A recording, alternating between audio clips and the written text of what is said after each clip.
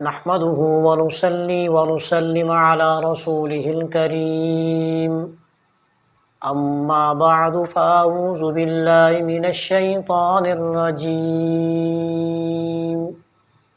بسم الله الرحمن الرحيم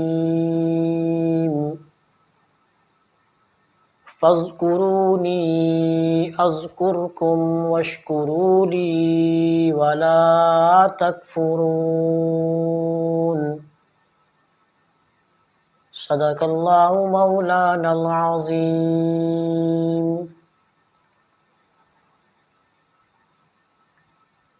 محترم و مکرم سامعین گرامی، آج کی اس مختصر سی ویڈیو کے اندر دو باتیں آپ کے سامنے ذکر کروں گا،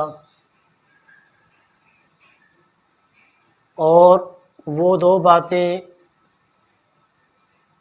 جو میں نے آپ کے سامنے قرآن مقدس کی ایک آیت تلاوت کی اسی کے ضمن میں ذکر کروں گا۔ قرآن مجید فرقان حمید کے اندر اس آیت کے اندر آپ دیکھیں تو بے بہا اللہ کی محبت، اللہ کا پیار ان کلمات سے نظر آتا ہے کہ فَاذْكُرُونِي، تم مجھے یاد کرو گے، اذکرکم، فَاذْكُرُونِي اذکرکم واشکروا لی ولا تکفرون، کہ جب تم مجھے یاد کرو گے تو میں تمہیں یاد کروں گا۔ یعنی اللہ رب العالمین کا اعلان ہو گیا کہ جو اللہ کو یاد کرتے ہیں اللہ ان کو بھی یاد کرتا ہے۔ یہاں پر فَاذْكُرُونِي اذکرکم سے مراد ذکر ہے، اللہ کو یاد کرنے سے مراد ذکر ہے۔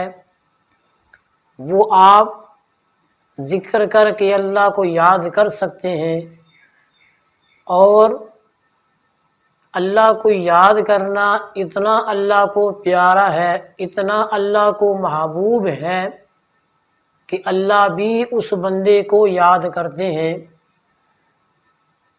کتابوں کے اندر یہ بات بالکل واضح آپ کو ملے گی، علماء کرام سے بھی آپ نے سنا ہوگا کہ اللہ کا ذکر کرنے والے زندہ کی مثال کی طرح ہیں اور ذکر نہ کرنے والے مردہ کی طرح ہیں۔ تو اسی لیے اس آیت کے ضمن سے یہ بات پتہ چلی کہ جو ذکر کرتے ہیں، جو ذکر اللہ میں مشغول ہوتے ہیں، جن کی شب و روز اللہ کی یاد میں گزرتی ہے، جن کا لمحہ لمحہ اللہ کی یاد میں گزرتا ہے، وہ اس آیت کے روح سے زندہ شمار ہوتے ہیں، اور مسلمان ہونے کے باوجود، کلمہ گو ہونے کے باوجود جو لوگ اللہ کو یاد نہیں کرتے، جو غافل ہیں، وہ لوگ مردہ کی مثال ہیں۔ تو ایک چیز تو یہ ہوگی کہ ہمیں اپنے آپ کو، اپنی زبان کو ہر وقت ذکر میں مشغول رکھنا چاہیے، اور یہ جو فَاذْكُرُونِي اذکرکم کہ تم مجھے یاد کرو میں تمہیں یاد کروں گا، اس میں بھی علماء کرام نے بڑی تفصیل فرمائی کہ کس وقت ہم اللہ کو یاد کریں تو اللہ ہمیں یاد کرتا ہے۔ تو یہ چیز بھی کتابوں سے ملتی ہے کہ فَاذْكُرُونِي ایک ایسا وقت ہے جس میں جب بندہ یاد کرتا ہے، اللہ کو ذکر کرتا ہے، تو بدلے میں اللہ بھی اسے یاد فرماتے ہیں۔ تو فرمایا اس آیت کے ضمن میں جس وقت، چاہے وہ صبح ہو، دوپہر ہو، شام ہو، رات کا کوئی حصہ ہو، جس وقت بھی وہ اللہ کو پکارے گا، اللہ کو یاد کرے گا، تو تو بدلے میں بعین ہی اسی وقت اللہ اس کو بھی یاد کریں گے۔ یعنی پہلا انعام یہ ہوا کہ جب بھی آپ ذکر اللہ میں مشغول ہوں گے، جب بھی آپ اللہ کا ذکر کریں گے تو فوراً اسی وقت اللہ بھی آپ کو یاد فرمائیں گے۔ اتنی بڑی ذات، احکم الحاکمین ذات، پوری کائنات کا بادشاہ ہمیں یاد کرے، یہ معمولی بات نہیں۔ حدیث میں یہ چیز آتی ہے کہ قیامت کے دن جنت کے 8 دروازوں میں سے ایک دروازہ مخصوص کر دیا جائے گا ان لوگوں کے لیے جو ذاکرین ہیں، جو دنیا میں رہ کر اللہ کا ذکر کرتے تھے، جو دنیا میں رہ کر اپنی زبان کو ہر وقت ذکر میں مشغول کرتے تھے۔ جنت کا ایک مخصوص دروازہ ان ذاکرین کے لیے ہوگا کہ جو اس مخصوص دروازے سے ذکر کرتے کرتے جنت میں چلے جائیں گے۔ اور اسی طرح ایک اور حدیث میں یہ بات بھی ہے کہ جب جنتی جنت میں چلے جائیں گے تو جنت میں جانے کے بعد انہیں کسی چیز کا افسوس نہیں ہوگا بجز ایک چیز کے۔ ایک چیز پر جنتی پھر بھی وہاں جنت میں جا کر افسوس کریں گے اور حسرت کریں گے کہ کاش وہ لمحہ، وہ وقت جو ہم نے اللہ کے ذکر کے بغیر گزارا، وہ وقت بھی ہم اللہ کے ذکر میں گزار دیتے۔ تو میرے بھائیوں، اب فَاذْكُرُونِي أَذْكُرْكُمْ، ہم نے اللہ کو یاد کرنا چھوڑ دیا۔ جب اللہ کو یاد کرنا چھوڑ دیا تو سب سے بڑے 2 نقصان ہمارے ہوئے، انشاءاللہ وہ بھی آگے جا کر ذکر کروں گا۔ فَاذْكُرُونِي أَذْكُرْكُمْ، کہ میری مخلوق مجھے یاد کرے، میں رب انہیں یاد کروں گا۔ وَاشْكُرُوا لِي وَلَا تَكْفُرُونَ، اور میرا شکر کریں، میری ناشکری نہ کریں۔ مطلب یہ ہوا کہ 2 چیزیں مجھے اور آپ کو قرآن نے بتائیں۔ نمبر 1، ہم نے اللہ کا ذکر بھی کرنا ہے، نمبر 2، اللہ کا شکر بھی کرنا ہے۔ ذکر بھی اور شکر بھی دونوں چیزیں ہم کریں گے۔ اب ذکر کرنے کا تو آپ نے دیکھ لیا کہ ذکر کرنے والوں کی کیا مثال ہے۔ وَاشْكُرُوا لِي، میرا شکر کریں، میرا شکر کا مطلب کیا ہے کہ جس حال میں اللہ نے آپ کو رکھا ہے اسی حال میں اللہ کا آپ نے شکر کرنا ہے۔ یہ نہیں کہ دوسرے کے پاس آپ نے گاڑی دیکھی، آپ کے پاس گاڑی نہیں، تو آپ نے وہاں پر یہ کلمات کہہ دیے کہ کاش میرے پاس گاڑی ہوتی، میرے پاس تو گاڑی نہیں ہے، میرے پاس ابھی ہے ہی کچھ نہیں ہے، یہ بندہ کتنے مزے میں ہے۔ یہ اللہ کی ناشکری ہے، یہ اللہ کی نافرمانی ہے، اور ناشکری کرنے سے، نافرمانی کرنے سے رزق میں کمی آتی ہے۔ قرآن میں یہ بات آپ کو ملے گی، فَإِنَّ لَهُ مَعِيشَةً ضَنْقًا وَنَحْشُرُهُ يَوْمَ الْقِيَامَةِ أَعْمَى۔ جو بندہ شکر نہیں کرتا، دو چیزیں اس کو بطور عذاب ملتی ہیں۔ نمبر 1 کہ دنیا میں اس کی جو روزی ہے اللہ تعالیٰ اس کو تنگ کر دیتے ہیں، اس کو جکڑ کر رکھ دیتے ہیں۔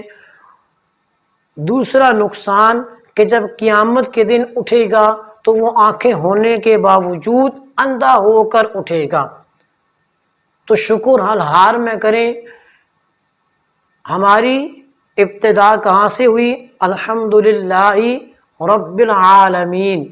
آپ قرآن کی ابتدا دیکھیں، الحمدللہ رب العالمین، کہ تمام تعریفیں رب العالمین کے لیے ہیں۔ اور ہماری انتہا کہاں ہونی چاہیے؟ وآخر دعوانا، کہ میری پہلی دعوت بھی الحمدللہ رب العالمین، اور میری آخری دعوت بھی کیا ہے؟ ان الحمدللہ رب العالمین۔ میں ابتدا میں بھی اللہ کا شکر کرتا ہوں اور انتہا میں بھی اللہ کا شکر کرتا ہوں۔ آج سب سے بڑا رزق کی کمی کا یہ مسئلہ ہے کہ آج کے دور میں اور جس ترتیب سے یہ سسٹم چل رہا ہے، مزید آنے والے دور میں اسباب کے درجے میں کہا جا سکتا ہے کہ سب سے بڑی پریشانی کا سامنا جو ہوگا وہ رزق کی کمی کا ہوگا، اور رزق کی کمی کا سب سے بڑا مسئلہ ہے کہ ہم نے ناشکری کر دی۔ کھانا کھاتے وقت ہم ناشکری کرتے ہیں، پانی پیتے وقت ہم ناشکری کرتے ہیں، کپڑا پہنتے وقت ہم ناشکری کرتے ہیں۔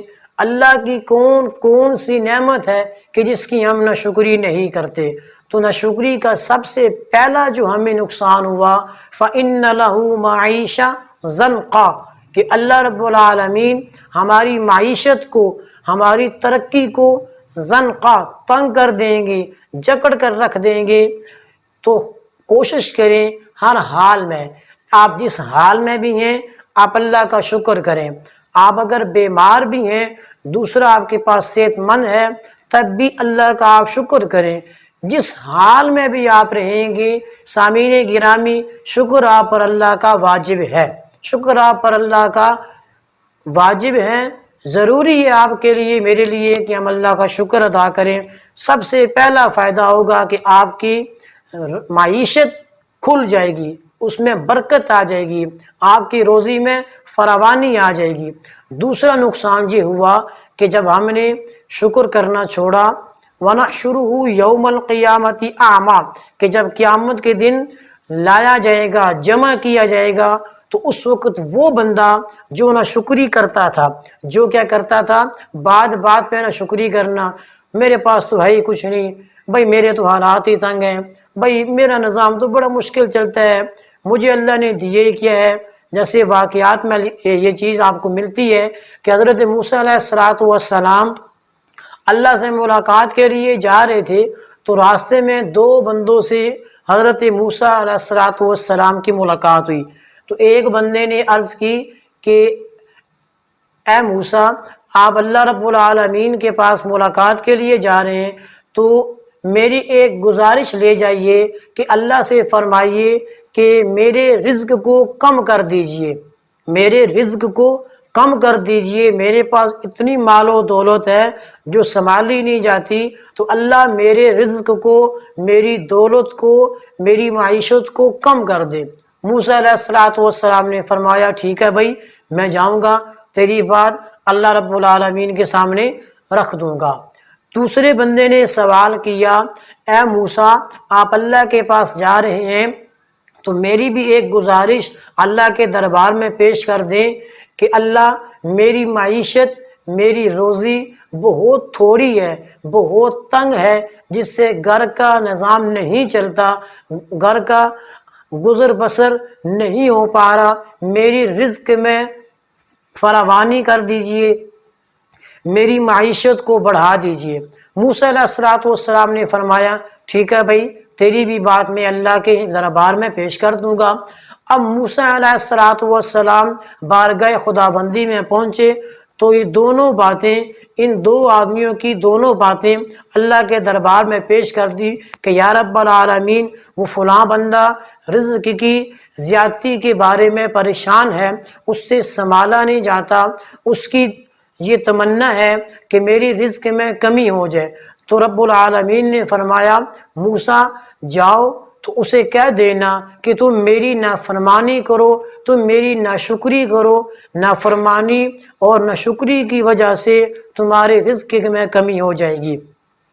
اور دوسرے نے سوال کیا کہ میرا گھر کا گزر بڑی مشکل سے ہوتا ہے، تو اللہ رب العالمین نے فرمایا موسیٰ جائیے اور اس کو کہہ دینا کہ تم میرا شکر کرو، شکر کے بدلے میں اللہ تمہاری روزی میں برکت دے دے گا، اللہ تمہاری مال و دولت میں اضافہ کر دے گا، تمہاری معیشت کو اللہ مزید بڑھا دے گا۔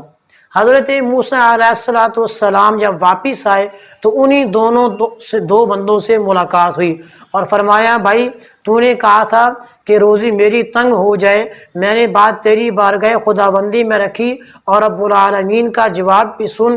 رب العالمین نے فرمایا میرے بندے تو میری ناشکری کر، میری نافرمانی کر، میں تیرے رزق کو کم کر دوں گا۔ تو اس بندے نے جب یہ سنا تو کہنے لگا میں کیوں اس مالک کی ناشکری کروں کہ جس مالک نے مجھے اتنا کچھ دیا. یعنی اس نے پھر بھی اللہ کا شکر ادا کیا، اللہ نے اس کی مال و دولت کو اور بڑھا دیا. دوسرے نے جس نے کہا تھا کہ رزق کی کمی ہے تو اللہ میری کمی کو ختم فرما دے.